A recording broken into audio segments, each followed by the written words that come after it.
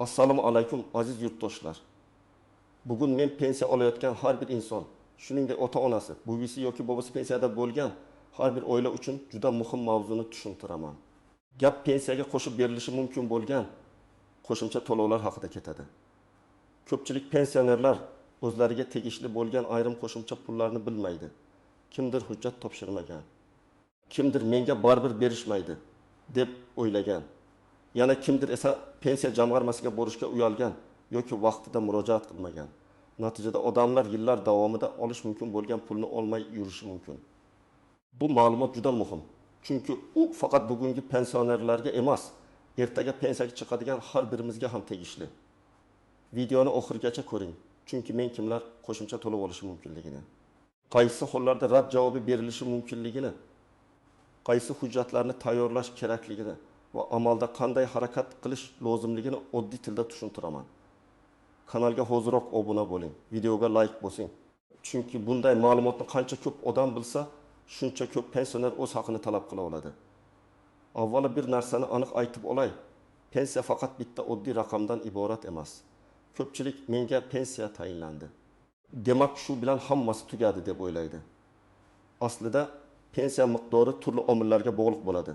Ish staji, oylik ish haqi, imtiyozli davrlar, nogironlik holati, o'quvchisini yo'qotganlik, parvarishga muhtojlik, urush yoki mehnat faxriysi maqomi, mukofotlar, ayrim kasblarda ishlaganlik, qaramog'ida mehnatga layoqatsiz shaxslar borligi kabi holatlar hisobga olinishi mumkin.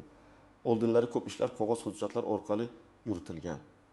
Odam korxonada ishlagan, korxona arxiga hujjat topshirgan yoki topshirmagan. Kimdir kolxozda ishlagan, kimdir zavodda, kimdir maktabda, kimdir tibbiyot sohasida. Yillar o'tib, odam pensiyaga chiqadigan paytda ayrim ma'lumotlar topilmay qolgan. O'sha paytda pensionerga hujjat yo'q, hisobga olmaymiz deyilgan. Pensioner esa qonun qoidani bilmagani uchun indamay rozi bo'lgan. Natijada staj kamroq chiqqan. O'rtacha ish haqi noto'g'ri hisoblangan yoki qo'shimcha ustamalar qo'shilmagan. Hozir esa ko'plab ma'lumotlar elektron tizimlarga o'tkazilmoqda. Davlat xizmatlari, pensiya jamg'armasi, arxivlar, soliq va bandlik ma'lumotlari bir-biriga bog'lanmoqda. Bu yaxshi tomoni. Lekin muammo shundaki, elektron tizimga hamma eski ma'lumotlar to'liq tushmagan bo'lishi mumkin. Ayniqsa 1990 yillar, 2000 yillarning boshidagi ish haqi, kolxozdagi mehnat, harbiy xizmat, bolani parvarish qilish davri, imtiyozli kasblardagi ishlar, zararli sharoitdagi mehnat kabi holatlar ba'zan avtomatik ko'rinmaydi. Shuning uchun pensioner faqat tizimda turgan ma'lumot bilan cheklanib qolsa, o'ziga tegishli qo'shimcha puldan mahrum bo'lishi mumkin. Men bu yerda hamma pensionerga yashirin pul bor demoqchi emasman. Bunday deyish noto'g'ri bo'lardi. Lekin ko'pchilik tekshirmagani uchun ola olmayotgan qo'shimcha to'lovlar bor deyish to'g'ri. Farq mana shunda.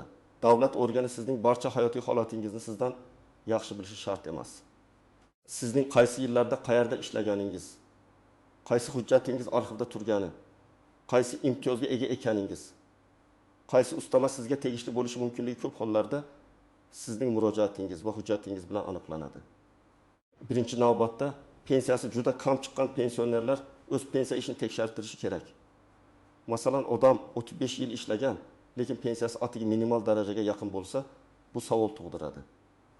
Albatta, ish haqi past bo'lgan bo'lishi mumkin. Ayrim yillarda norasmiy ishlagan bo'lishi mumkin. Lekin baribir tekshirish kerak. Barcha staj qo'shilganmi? Oylik ma'lumotlari to'g'ri olinganmi? Ish haqi yuqoriroq bo'lgan yillar hisobga kiritilganmi? Arxiv ma'lumotlari bor yo'qligi aniqlanganmi?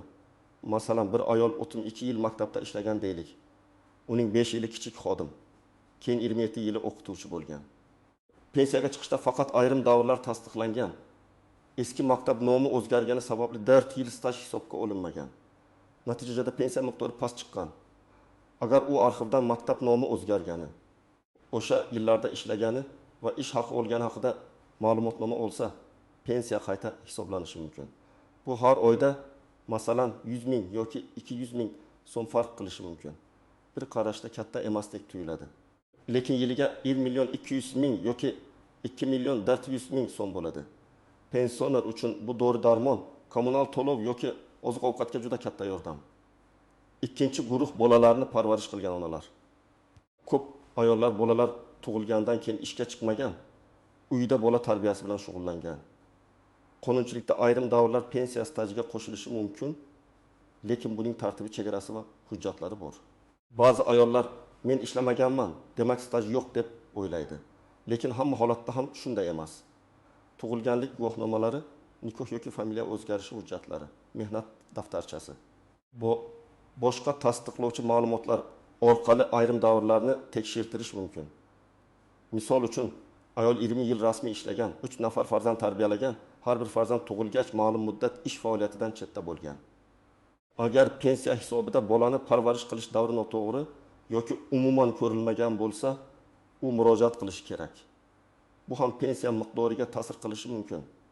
Ayniqsa staj yetishmay turgan hollarda bu masala juda muhim. 3-guruh nogironligi bo'lgan pensionerlar yoki parvarishga muhtoj shaxslar. Ayrim hollarda nogironlik guruhi parvarish zarurati o'zgalar yordamiga muhtojlik qo'shimcha to'lov yoki ustama masalasini keltirib chiqarishi mumkin. Bu yerda tibbiy xulosa, tibbiy mehnat ekspert komissiyasi ma'lumotlari, nogironlik belgilangan sana va guruh juda muhim. Odam nogironlik hujjatini olgan, lekin pensiya organiga to'liq yetkazmagan bo'lishi mumkin. Yoki guruh o'zgargan, lekin pensiya qayta ko'rilmagan bo'lishi mumkin. Masalan, pensioner avval yoshga doir pensiya olgan. Keyin sog'lig'i yomonlashib, unga nogironlik guruhi belgilangan. U men baribir pensiya olyapman-ku deb boshqa murojaat qilmagan. Aslida esa uning holati pensiya turi yoki ustama masalasini qayta ko'rib chiqishga asos bo'lishi mumkin. Har bir holatda aniq hisob-kitob qilinadi, lekin murojaat qilmasangiz, ko'pincha hech kim sizning nomingizdan buni boshlab bermaydi. 4-guruh qaramog'ida mehnatga layoqatsiz oila a'zolari bor pensionerlar. Ba'zi pensionerlar nafaqat o'zini, balki nogiron farzandini, voyaga yetmagan nabirasini yoki boshqa qaramog'idagi shaxsni boqadi. Bunday holatlarda qonunchilikda alohida tartiblar bo'lishi mumkin. Lekin buni isbotlash kerak. Tug'ilganlik guvohnomasi, yashash joyi bo'yicha ma'lumot, nogironlik hujjati, qaramlikni tasdiqlovchi ma'lumotlar kerak bo'ladi. Hamma biladi, men boqaman degan gap yetarli emas. Pensiya organi hujjat bilan ishlaydi. 5-guruh zararli. Og'ir yoki imtiyozli sharoitlarda ishlaganlar. Kon, metallurgiya, kimyo sanoati, ayrim tibbiy yo'nalishlar, pedagogika, transport, harbiylashtirilgan xizmatlar va boshqa sohalarda ishlagan odamlar o'z mehnat davrlarini alohida tekshirtirishi kerak. Imtiyozli staj bor yo'qligi, lavozim nomi to'g'ri yozilganmi? Korxona hujjatlarida kasb nomi tasdiqlanganmi? Ish sharoiti tegishli ro'yxatga kiradimi? Bularning hammasi muhim. Misol uchun, erkak kishi 12 yil zararli ishlab chiqarishda ishlagan, lekin mehnat daftarchasida lavozim nomi qisqartirib yozilgan. Pensiya tayinlashda tizim bu ishni oddiy staj sifatida olgan. Agar korxona arxividan buyruqlar, lavozim yo'riqnomasi, ish joyi attestatsiyasi yoki ish haqi varaqalari topilsa, uning imtiyozli davri qayta ko'rilishi mumkin. Bunday holatda nafaqat pensiya miqdori, balki pensiya chiqish sharti ham ta'sirlanishi mumkin. 6-guruh mehnat daftarchasida xatolik bor odamlar. Familiya bir joyda boshqacha yozilgan. Tug'ilgan sana noto'g'ri ko'rsatilgan, korxona nomi o'zgargan, muhr o'qilmaydi. Ishga kirish yoki ishdan chiqish sanasi tushunarsiz, bular pensionerning zarariga ishlashi mumkin. Ba'zi odamlar mayli. Shuncha yil o'tib ketdi deb qo'l siltaydi. Yo'q, qo'l siltamang. Xatoni tasdiqlovchi hujjatlar bilan tuzatish yoki aniqlashtirish mumkin. Arxiv, sobiq ish beruvchi, sud tartibi, fuqarolik holati dalolatnomalari. Mahalla yoki boshqa rasmiy manbalar yordam berishi mumkin. Endi eng ko'p uchraydigan noto'g'ri tushunchalarni ko'rib chiqamiz. Birinchi noto'g'ri tushuncha, agar menga tegishli bo'lsa, davlat o'zi qo'shib beradi. Amalda bunday bo'lishi ham mumkin, lekin har doim emas. Avtomatik tizim faqat o'zida bor ma'lumotni ko'radi. Agar sizning 1995 yildagi ish haqingiz arxivda turibdi, lekin elektron bazada yo'q bo'lsa, tizim uni o'zi topib hisobga qo'shmasligi mumkin. Siz murojaat qilib, ma'lumotnoma olib kelishingiz kerak bo'ladi. Ikkinchi noto'g'ri tushuncha, men bir marta pensiyaga chiqdim. Endi qayta hisoblatib bo'lmaydi. Bu ham har doim to'g'ri emas.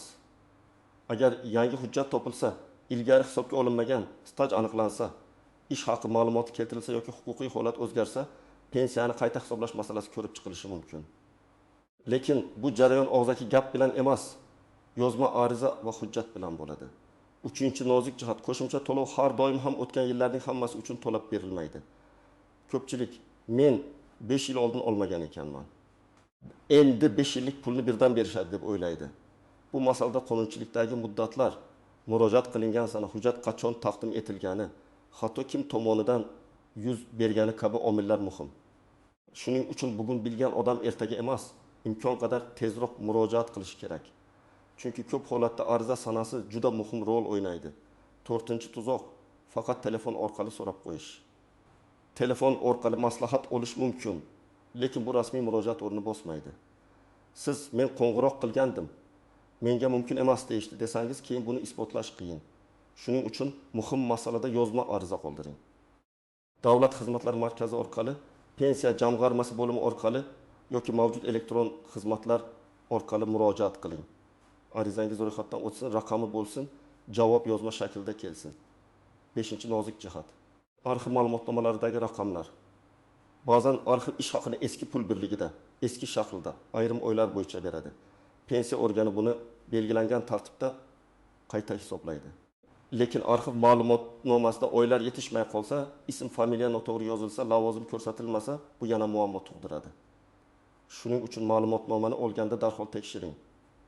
Familiyangiz, ismingiz, otangizning ismi, tug'ilgan sanangiz, korxona nomi, ishlagan davringiz, lavozimingiz, ish haqi oymoy ko'rsatilganmi yoki yo'qmi? 6-tuzoq. Vositachilarga ishonish. Ba'zi odamlar men pensiyangizni oshirib beraman, falon summa bering deb aldashi mumkin. Men bunday va'dalardan ehtiyot bo'lishni qat'iy tavsiya qilaman. Pensiya qonuniy hujjatlar asosida qayta hisoblanadi. Agar hujjat bo'lsa, siz o'zingiz ham murojaat qila olasiz. Agar hujjat bo'lmasa, hech kim sayr bilan pensiyani oshirib bera olmaydi. Davlat idoralariga rasmiy yo'l bilan boring, kvitansiya va ariza raqamini oling, har bir javobni saqlang. 7-muhim masala. Hamma qo'shimcha to'lov ham hammaga tegishli emas. Masalan, bir pensioner qo'shnisidan menga ustama qo'shildi degan gapni eshitadi va o'ziga ham shuni talab qiladi. Lekin qo'shnisining nogironlik guruhi bor, yoki qaramog'ida mehnatga layoqatsiz shaxs bor, yoki u imtiyozli kasbda ishlagan bo'lishi mumkin. Shuning uchun falonchiga berishdi, menga ham bering degan talab yetarli emas. Siz o'zingizning hujjatingiz va holatingiz bo'yicha tekshirishingiz kerak. 8-nozik jihat, familiya o'zgarishi. Ayniqsa ayollarda turmushga chiqqandan keyin familiya o'zgargan bo'ladi. Mehnat daftarchasida eski familiya, pasportda yangi familiya, diplomda boshqa yozuv, tug'ilganlik guvohnomasida yana boshqacha yozuv bo'lsa, tizim buni bir odam deb tanimasligi mumkin. Shuning uchun nikoh guvohnomasi, familiya o'zgarganini tasdiqlovchi hujjatlar juda muhim. Bitta qog'oz yetishmagani uchun bir necha yil staj hisobga olinmay qolishi mumkin. Endi eng muhim qismiga o'tamiz. Agar siz pensioner bo'lsangiz yoki ota-onangiz pensiya olayotgan bo'lsa, birinchi qadam pensiya hisobingiz qanday shakllanganini bilib oling. Pensiya jamg'armasining tuman yoki shahar bo'limiga murojaat qilib, pensiya tayinlashda qaysi stajlar hisobga olingani, qaysi ish haqi davrlari olingani, qanday ustamalar mavjudligi haqida ma'lumot so'rang. Buni og'zaki emas, yozma tartibda so'rash yaxshiroq. Ikkinchi qadam, barcha hujjatlarni jamlang. Eng kerakli hujjatlar odatda shular: pasport yoki ID karta, pensiya guvohnomasi, mehnat daftarchasi, harbiy bilet bo'lsa harbiy bilet, diplom yoki o'qish davrini tasdiqlovchi hujjatlar, farzandlarning tug'ilganlik guvohnomalari, nikoh yoki familiya o'zgarishi guvohnomasi, nogironlik bo'yicha tibbiy xulosa, ish haqi to'g'risidagi arxiv ma'lumotnomalari, sobiq ish joyidan buyruq nusxalari, korxona qayta nomlangan bo'lsa bu haqdagi ma'lumotlar. 3-qadam, mehnat daftarchasini diqqat bilan tekshiring. Har bir ishga kirgan va chiqqan sana tushunarlimi, muhr bormi, lavozim nomi aniqmi, korxona nomi o'qiladimi, bo'sh yillar bormi, barchasini yozib chiqing. Agar 1980 yildan 1913 yilgacha ishlagan bo'lsangiz, lekin mehnat daftarchasida faqat ishga kirgan sana bor, ishdan chiqqan sana yo'q bo'lsa, bu muammo. Agar 2001 yilda ishdan chiqqan bo'lsangiz, lekin buyruq raqami yozilmagan bo'lsa, bu ham aniqlashtirish talab qilishi mumkin. 4-qadam, arxivga murojaat qiling. Sobiq ish joyingiz hozir mavjud bo'lmasa, uning hujjatlari qaysi arxivga topshirilganini aniqlash kerak. Tuman arxivi, viloyat arxivi, korxona arxivi yoki tarmoq arxivi bo'lishi mumkin. Arizangizda aniq yozing, qaysi yillarda ishlagansiz, qaysi lavozimda, qaysi bo'limda? Eski familiyangiz nima bo'lgan? Maqsad pensiyani qayta hisoblash uchun staj va ish haqi ma'lumotnomasini olish ekanini ko'rsating. 5-qadam. Pensiya jamg'armasiga qayta hisoblash bo'yicha ariza bering. Arizada shunday mazmunda yozish mumkin: mening pensiyamni tayinlashda hisobga olinmagan ish staji va ish haqi ma'lumotlari bo'yicha pensiyamni qayta hisoblab berishingizni so'rayman. Ilova sifatida arxiv ma'lumotnomasi, mehnat daftarchasi nusxasi va boshqa hujjatlarni taqdim etaman. Albatta, ariza matni vaziyatingizga qarab o'zgaradi, lekin asosiy ma'no shu: siz rasmiy ravishda qayta ko'rib chiqishni so'rayapsiz. 6-qadam. Arizangiz ro'yxatdan o'tganini tekshiring. Sizga kirim raqami, sana yoki elektron tasdiq berilishi kerak. Bu juda muhim, chunki keyinchalik men murojaat qilganman degan gap hujjat bilan tasdiqlanadi. Agar javob kechiksa, aynan shu raqam bilan so'rov yuborasiz. 7-qadam javobni diqqat bilan o'qing. Agar rad javobi kelsa, unda sabab ko'rsatilishi kerak. Masalan, taqdim etilgan hujjatda ish haqi ko'rsatilmagan. Stajni tasdiqlovchi ma'lumot yetarli emas. Mazkur davr qonunchilik bo'yicha hisobga olinmaydi kabi. Rad javobidan qo'rqmang. Rad javobi ham keyingi harakat uchun yo'l xaritasidir. Sababni tushunasiz. Yetishmayotgan hujjatni to'ppalaysiz yoki yuqori turuvchi organga shikoyat qilasiz. 8-qadam. Agar haqli ekaningizga ishonchingiz komil bo'lsa, yuqori tashkilotga murojaat qiling. Avval tuman bo'limi, keyin viloyat boshqarmasi, zarur bo'lsa tegishli vazirlik yoki sud tartibi mavjud. Lekin har bir bosqichda hujjat, arz javob va dalil bo'lishi kerak. Faqat hissiyot bilan emas, hujjat bilan gapiring. Shunda sizning pozitsiyangiz kuchli bo'ladi. 9-qadam. Oilada bitta odam bu ishni nazorat qilsin. Ko'pincha keksa ota-onalar hujjat yig'ishga qiynaladi.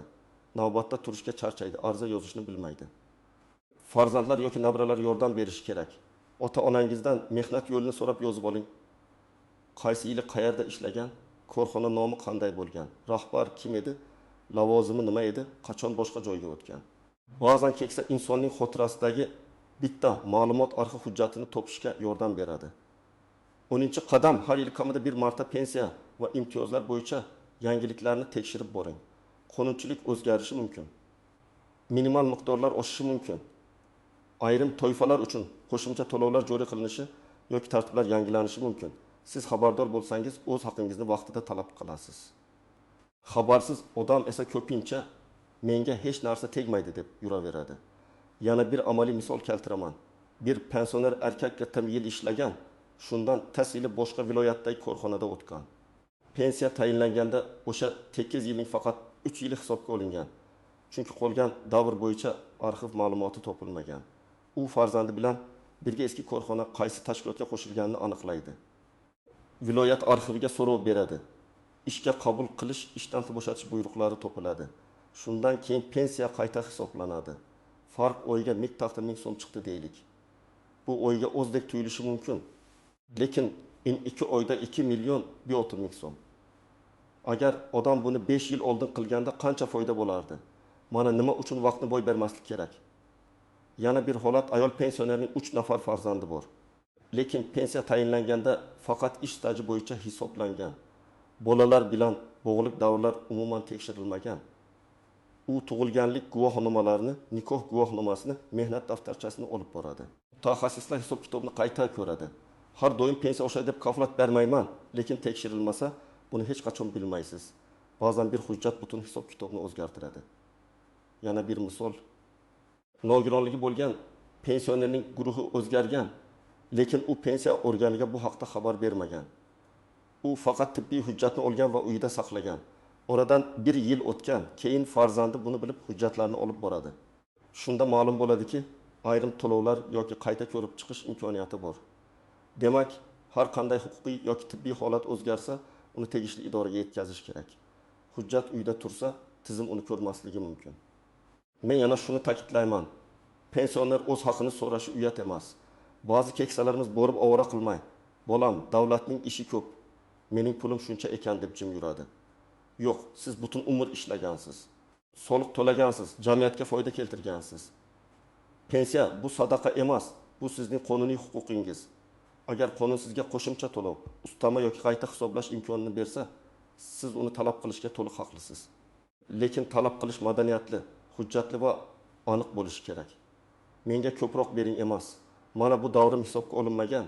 Mana hujjatim, pensiyamni qayta hisoblab bering deyish kerak. Qo'shnimga berilgan emas.